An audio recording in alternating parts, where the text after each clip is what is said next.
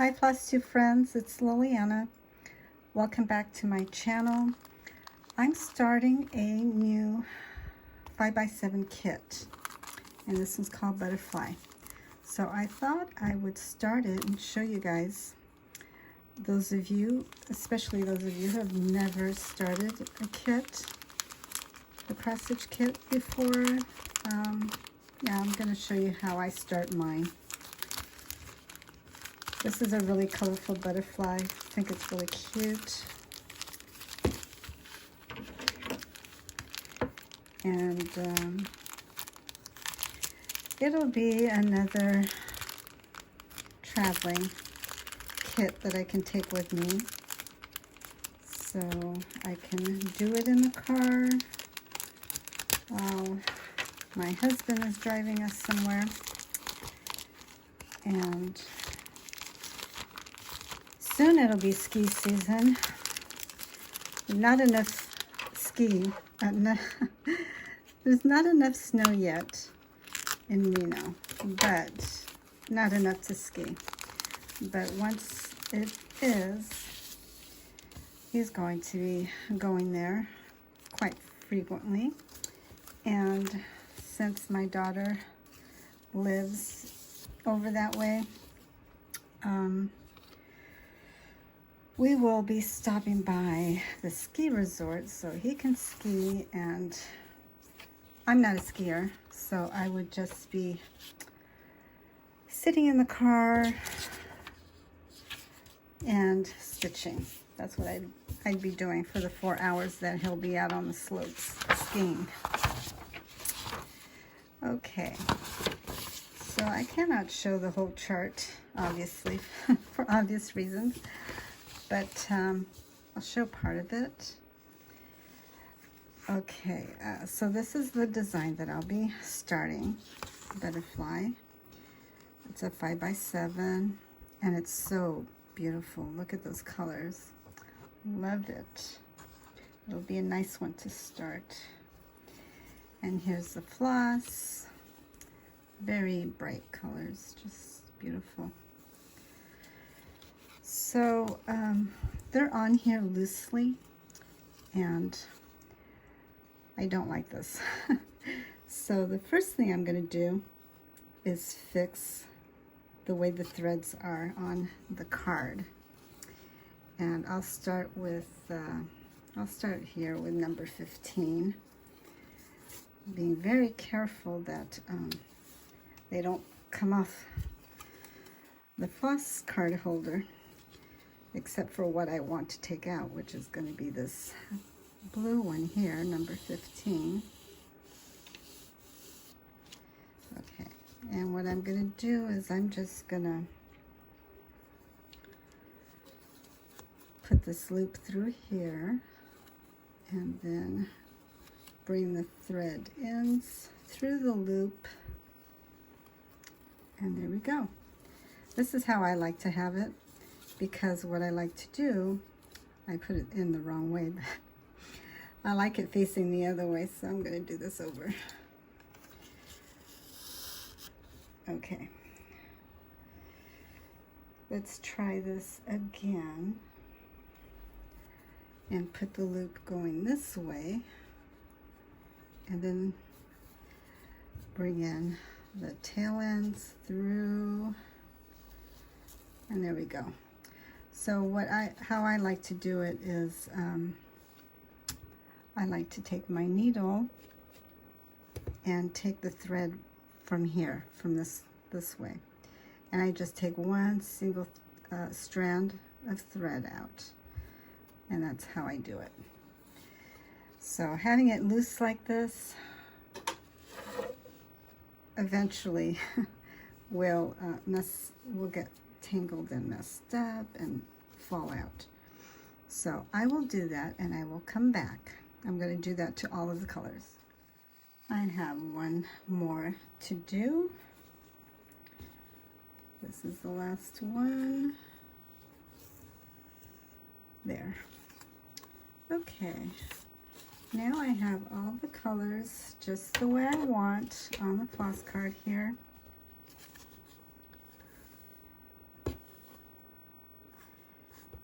And this way, they're not going to accidentally fall off the card. So nice and tight there. Okay. What I found strange is that number 2. Oh, here it is. This came out, this was loosely in the bag. So it must be number 2, but how do I know that for sure? Oh no, it's not. Oh yeah, maybe it is. Okay, let's see here. Looking at the chart, there is, well, there's no numbers.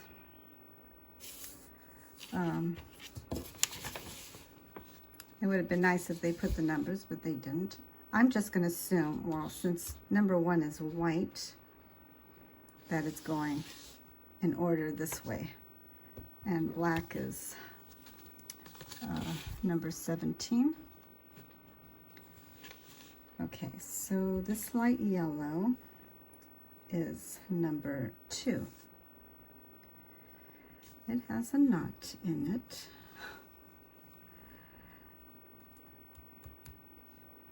Okay, so I took the knot off, and it is a very long piece. So I'm going to cut it to the length that is manageable for me.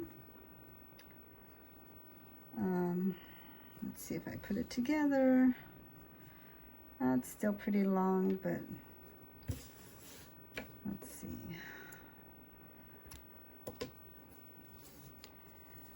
I think this will be fine.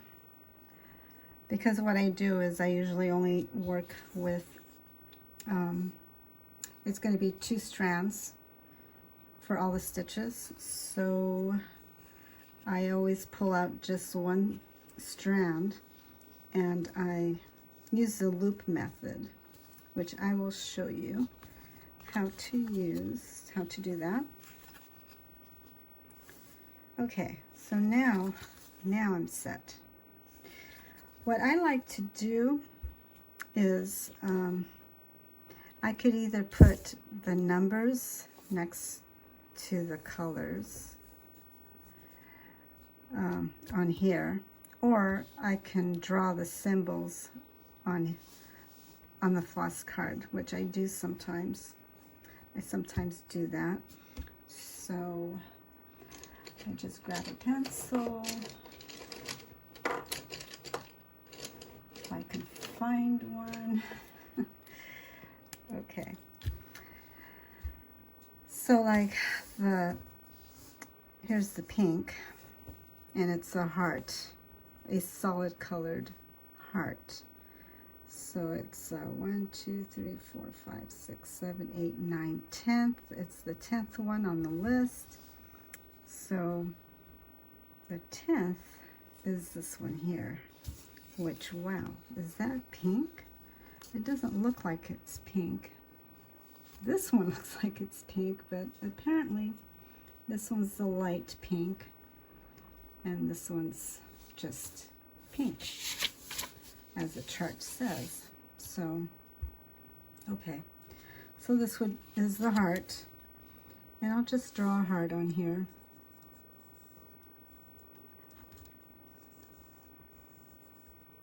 And color it in because it's a solid heart. Although, oh yeah, there is a heart symbol that is not shaded. This one here. So that's one thing that you have to be careful with, is that some of symbols look alike but are not exactly alike. Some are shaded, some are not, and so on. And some are the same symbols, just pointed in different directions. So you can do that also. That helps, because then I don't have to look at the chart, this chart. I can just grab the floss card and find it this way. Just a little easier. So I think I will do that with all of them, and I will be back. Okay, so I went ahead and I drew the symbols on the floss card holder. So that's done. And now I'm going to look at the cloth and see if it needs, and it does. I just wanted to see if it was already serged, but it's not. So I'm going to have to go through this. And just to keep it from fraying, I'm going to sew a little bit along the sides. And let's see, I have to get my floss. So it comes with a needle. I'm not going to use it because I still have really good needles that I can use that have not broken on me. I think I've had maybe about 3 since I started cross-stitching this year. I've probably had about 3 break on me. So I just use the needles that I have from previous kits. I mean, why not? You know, and I put away the new ones for when I do need it. Okay, so I'm just going to go around here. I made a knot at the end of my thread here, and I'm just going to go around and stitch loosely. So I'm just going to go around and stitch the border here all the way around, just like this. Nothing, it's not going to be perfect. I don't have a sewing machine. I wish I did. And if I did, I wish I knew how to operate one. I don't.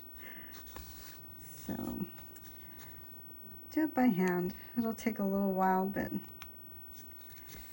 this is only a 5x7 piece, so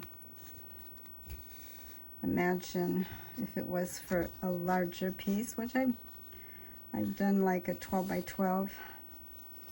Just, I like to get this out of the way because I'm not going to say that I always do it. I don't always do it, but I should. And so from here on out, I am going to do this first, so I don't have to stop with my project and do it then, because who wants to stop stitching to do this?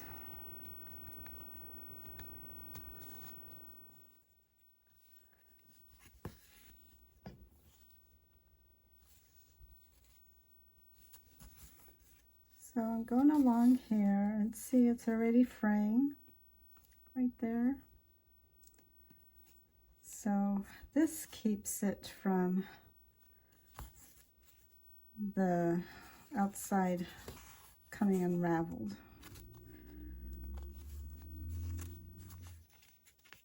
Okay, I'm at the end. I do not have to do this side because it's already been done. It just happens to be a piece at the edge of the fabric that's manufactured already done, so don't have to worry about that side. And just make a knot here.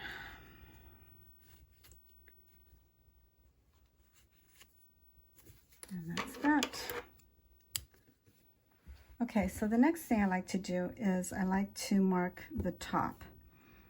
So I'll get just a piece of extra thread that I have laying around and use it to mark the top of the fabric. So I know that every time I go to work on it, I know which is the top. So a T for top. There we go, that's the top.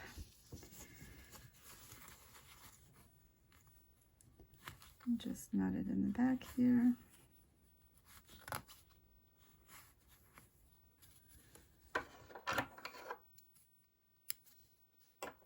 All right. And now the next thing I do is I'm going to find the middle of where the pattern will be. So I fold it in half this way, and then fold it in half again this way. Make sure the ends meet up as well as possible, and press to make a crease here, and use a pin or needle to mark the middle, and then open it back up, and that is where I'm going to start. With this design, because there's a lot going on in the middle, it's perfect. Start in the middle. If it had been like if it had been no stitches in the middle, then I would look for the closest stitch and count from the middle to that closest stitch and have that as my starting point. Okay, so now looking at my diagram here, so let's see how I'm going to do this. Let's try it this way. So on the top of the chart, you're going to see an arrow right there. It's a dark, solid arrow pointing downward. And you're going to find one on the side also of the chart right here. So you're going to follow these two arrows until you reach the middle. So you're just going to follow that line down, down, down, and then the one to the side also until they meet. And then that is where your middle is going to be. On the chart, that is, for me, it's the solid black shaded square, which I believe is the color black. And that's the first symbol, the first stitch I'm going to make with the color thread black. So that's my first stitch, and I'll leave that pin in there so I don't lose track of that. And then grab my floss card, and find the black shaded square, which is right here. And then I'm going to take my needle and I'm going to take a piece of thread out. And this is where I'm taking it from. I'm not taking it from here on top or below. I'm taking it from the loop.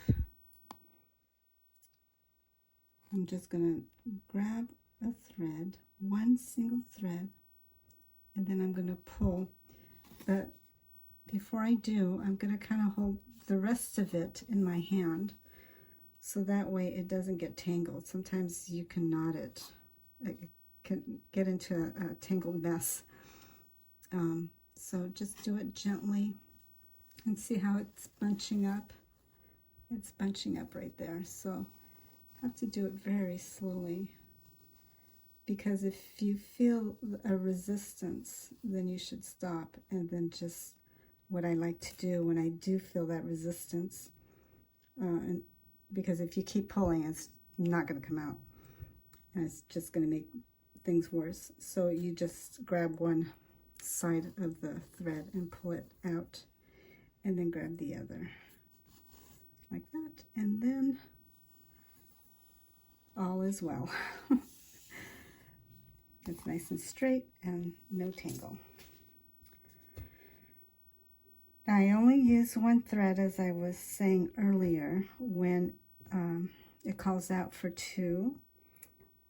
I just pull out one, but then I have the ends meet like this, because I'm going to use the loop method. Just to clarify, by using the loop method, I am still using 2 strands of floss per stitch. And this is a really nice preferred way to start, because you're not using knots, and it's just a cleaner way to do it. Okay, so I'm going to take the 2 ends of the floss. I'm going to drape it over the needle. I'm going to forcefully lift up the needle, press and lift up the needle, and then get the thread in there like that. And now at the end here is the loop. So starting the loop method, I'm going to, you can either go from the top or the bottom. I'm going to go from the top. That's what I've been doing lately, is from the top. But you can do either way, either side, doesn't matter.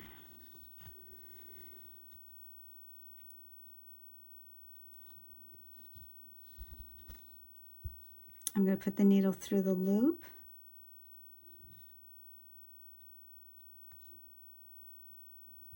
And then I'm going to go back into the hole on this side here. I should probably do that slower and closer to the camera so you guys can see. Let me try again. I'm going into the top right corner, and I'm coming out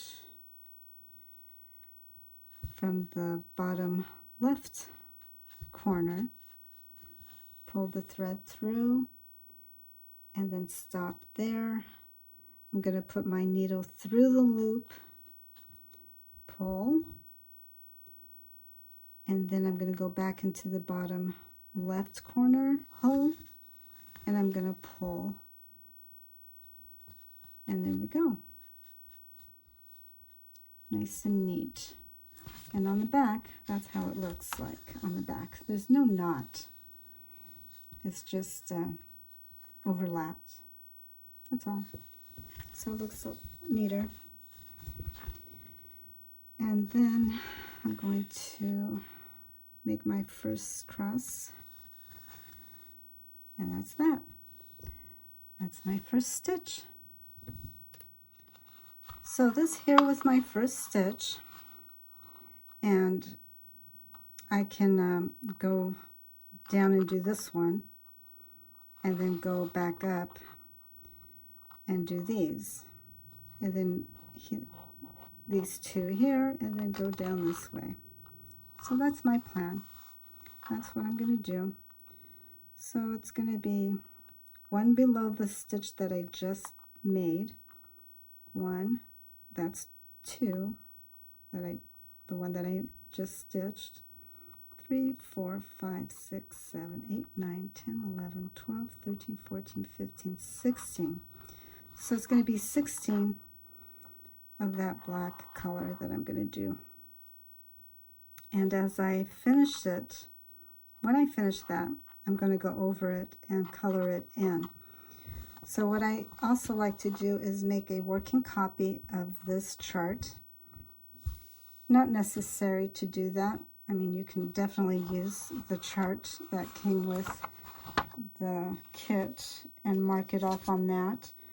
But I choose not to, because someday I would like to leave these patterns for my daughter or my granddaughter to make someday. If they ever get into the hobby, I'd like to have something to pass on to them.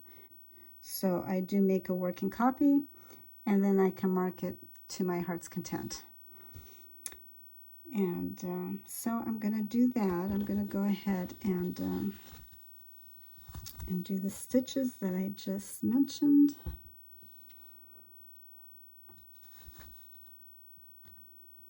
Trying to do this through the magnifying glass at the same time that I am filming, and it's not very easy to do because I'm in an awkward position where the phone is like right above my magnifying glass, a little bit to the side so that I can see what I'm doing, but it's still a little difficult to do.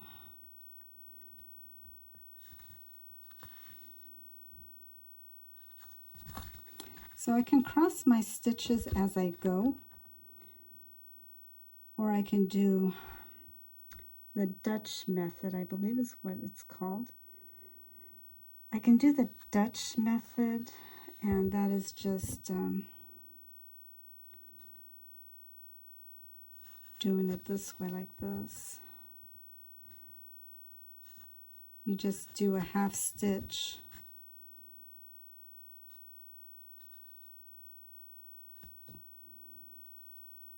with all the stitches that you have to do, and then you come back and cross all of them.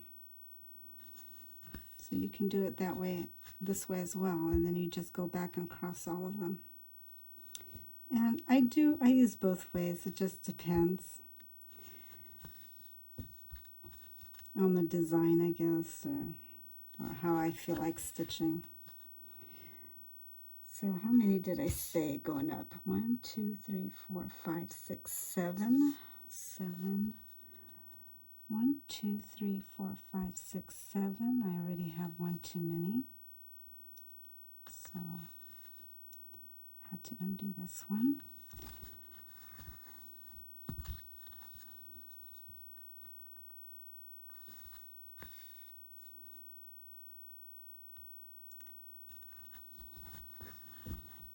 Okay. 1, 2, 3, 4, 5, 6, 7. And then I'm going to go this way. And I'm going to stitch 2 here. 1 and 2. And then I'm going to go down, down and left. Down here. And there's also going to be 7 on this side. So that was 1. That's 2. Okay. Now in this last one, I'm just going to put my needle in that upper hole on the left, because I'm now going to go and cross all of them, all the half stitches that I just made. And I use the sewing method, so you can use that as I'm doing here, or you can do the stick and pull. And if you're using, if you're going to do the stick and pull, I mean, you might as well use a hoop or a scroll frame. But I like to use the method, I like to use the sewing method, so that's why I need to hold my fabric in order to do it the sewing method. I've seen people do the sewing method with a hoop, but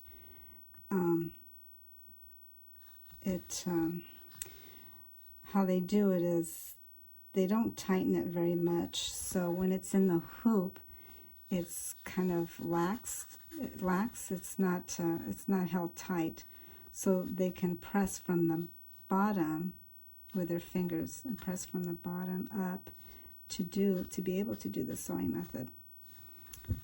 I've not tried that, I don't think I would like that, but I've not tried it, so can't really say for sure. I will eventually get a scroll frame. I had one at the very beginning.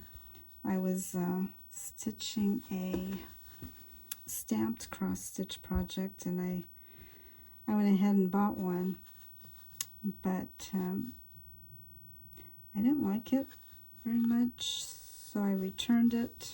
But now I would like to try it again, because I've heard from other stitchers that it you can, if you get into the hang of it, you can actually do really fast stitching if you learn to do with one hand underneath the fabric and one hand over. So you're sticking it from the top and then pulling it from the bottom, and then sticking it back up with the left hand and then pulling it with the right. So it's, you got one hand on top, one hand on the bottom, and you're just going back and forth like that. So, and I do believe that that would be faster. You just have to get used to it. And so I want to try that again and see if I can do that. But for now, that's how I'm going to work with this one, is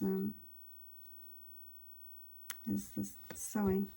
So that's it for today. I think I went over everything. You know, now I'm just going to go to my chart and I'm going to color it in on my working chart. And I just use these colored pencils, different colors, and I mark. Sometimes I use the same color for all of them, sometimes different colors, so that I can spot it easier if I happen to make a mistake and I need to go back and check.